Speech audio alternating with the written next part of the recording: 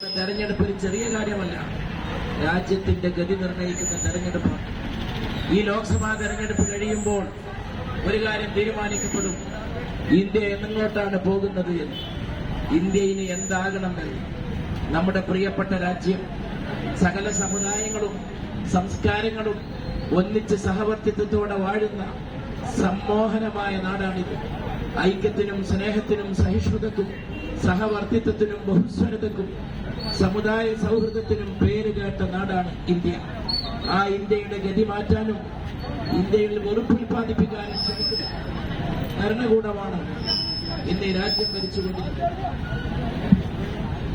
ആ ഒരു ഭരണം ഇന്ത്യ രാജ്യത്തെ സംബന്ധിച്ചിടത്തോളം വളരെ വലിയ ഒരു ആപൽക്കരമായിട്ടുള്ള ഒരു അവസ്ഥയിലേക്ക് കൊണ്ടുപോവുകയാണ്.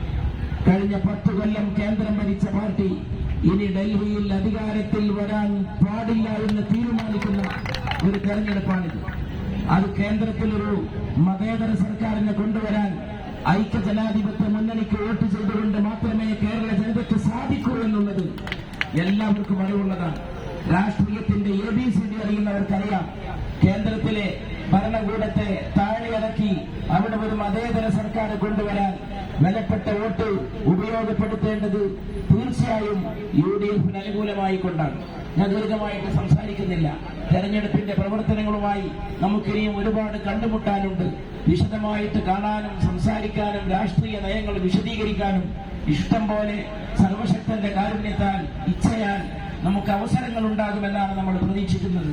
ഒറ്റക്കെട്ടായി നീങ്ങണം, ചെറുത്ത് തോൽപ്പിക്കണം, വർഗീയത ഈ നാടിൽ നിന്ന് കെട്ടുകെട്ടിക്കണം.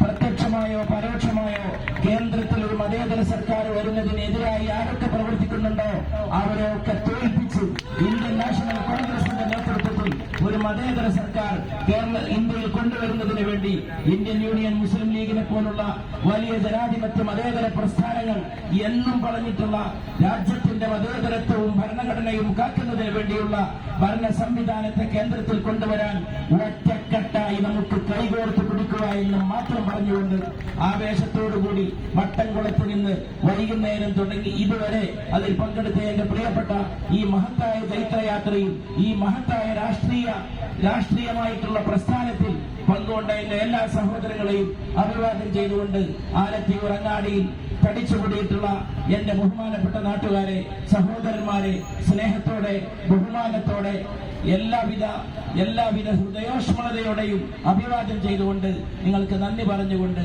എന്റെ എളിയ വാക്കുകൾ അവസാനിക്കും.